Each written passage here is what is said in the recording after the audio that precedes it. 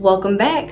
I'm Asia, and you are watching what was formerly Asia Inspires, and it is now the Relationship Refinery. I'm currently in the process of transitioning from being Asia Inspires to the Relationship Refinery. Asia Inspires is still a thing, but this YouTube channel is now the Relationship Refinery, where we're going to be talking more about, we're still going to be talking about mental health things, we're still going to be talking about relationships, but the goal is to help you learn how to build as well as maintain healthy relationships using therapeutic techniques as well as Christian principles. And I promise you, even if you are not a Christian, there will still be things that you can gain from it. The first series under the Relationship Refinery is talking about money. Now, I know that there are a lot of people who have heard either the number one or one of the top reasons why people get divorced is because of money. I'm here to debunk that. It's simply not true. It's a lot deeper than that. We typically like to look at the fruit of the issue instead of the root of the issue. The fruit of it is that, we don't have enough money, so we're gonna get a divorce, when it's so much deeper than that. Typically, it's so much deeper than that. And if that wasn't the case, then people who are rich would get divorced less than people who don't have money, and that's not always the case. It's a lot of different things that it depends on why people get divorced. So it's not just money. It's not the solution to, you don't want to get divorced, make more money. That's not the solution. Anyway, so we're gonna dive into that. We're gonna talk about the first thing today.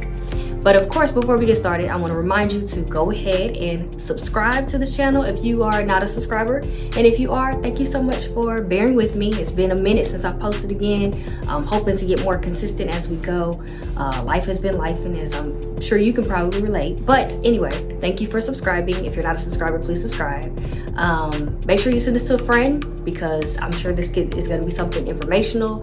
If you have any questions, make sure you comment, all of that good stuff. Just, know that I'm here for you, here to be an educator, as well as to facilitate conversation within our community. Something else to keep in mind is that I am not a financial expert, so we're not going to be looking at things financially. We're really going to be looking at things relationally. I like to consider myself a relational expert, even though I'm a marriage and family therapist associate. I like to look at the bigger picture of things. That's what marriage and family therapists do, is we look at the systemic effects of everything. So that's what we're going to be doing. So without further ado, let's go ahead and get started.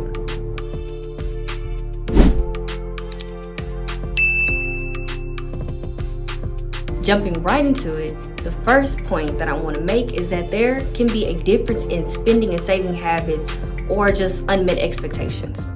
We all have a relationship with money, and it typically starts from our childhood. So if you think about the way that you grew up, maybe you grew up in a family where money was not in an abundance. Maybe y'all were constantly having to save because you don't know where the next meal was going to come from. Or, on the flip side of that, maybe you didn't know where money was going to come from, so you didn't even have the mindset or the ability to save because you're constantly having to spend money. Either way, the way that you grew up is going to determine your relationship with money, and that can negatively affect your relationship with your partner. So even if you and your partner are billionaires, or let's just say millionaires, even if y'all are, let's just say well off. Let's say well off, whatever well off means for you, whether that's millionaire, billionaire, thousandaire, whatever.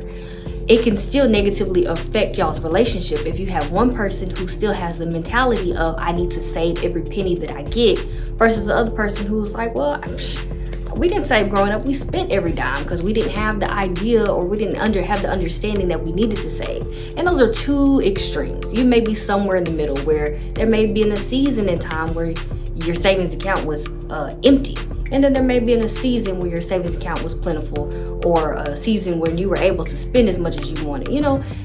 Everyone goes through seasons. So maybe that season was a long season for you, maybe it's a short season. Either way, your relationship with money can affect your relationship with your partner, is the point that I'm trying to make. So some questions I want you to ask yourself is, why do I spend money the way that I do? Or why do I save? So whether it's because you're frugal or you're just a big spender, why do you spend the way that you spend?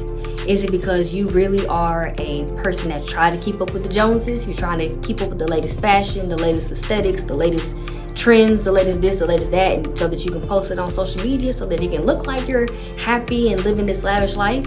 Or do you not spend because I don't know where my next meal is gonna come from? Even though you got a regular job, it may, or, you know, a 9-to-5 job or a steady job, I guess is what I'm trying to say.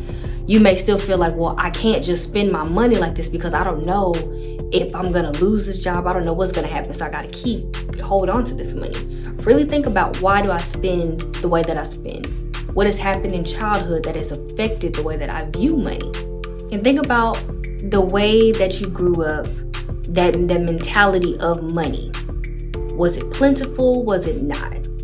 How has that hindered you in your adulthood? Or how did it hinder you in your childhood? How has it helped you in your childhood? How has it helped you in your adulthood?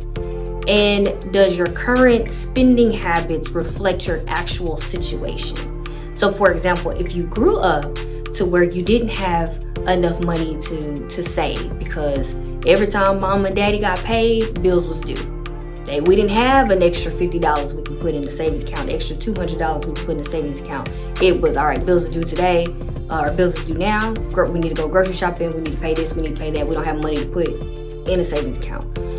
Well, now that you're an adult, you may actually have a great paying job to where you can put money to the into a savings account, or, you know, and whatever it is that you want to do, you may be actually able to do it, but because this is what you're used to and because of the relationship that you have with money, you may feel uncomfortable about it. So really think about, is the way that I grew up, does that reflect my current situation? Am I able to do things? Do I have some flexibility with things? You know, I mean, I don't know your specific situation, but you do. So like I said, just really think about, how has childhood affected me today? How has it helped me? How has it hindered me? And does my current spending habits actually reflect where I am today? Or am I holding on to something from childhood?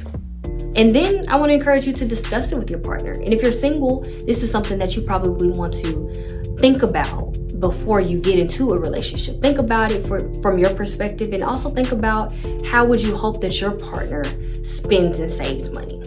And then of course, I want you to comment below. What is your current financial expectation? I know we live in a day and age where it's like, oh, well, I need my partner to make X amount of money. I need my partner to do this. And that's all great. That's all great. Like I said, during this series, we're going to be talking about the relational aspect of things, because your partner can make $700,000 a year, but they may have a negative relationship with money, to where you have $700,000 a year, but you have nothing to show for it. So these are the things that you really want to be thinking about before you get into a relationship. And if you are in a relationship, these are things that you want to talk about so that y'all can work through it. And then of course, I want to lastly encourage you to get therapy, because I know I'm always going to encourage you to get therapy, but you can process your relationship with money with a therapist. Because like I said, you have a relationship with money, whether you believe it or not.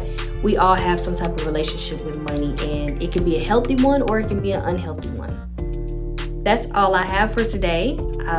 Hopefully you can understand where I'm coming from, that even if you had a whole bunch of money, your relationship with money can still negatively affect your relationship with your spouse.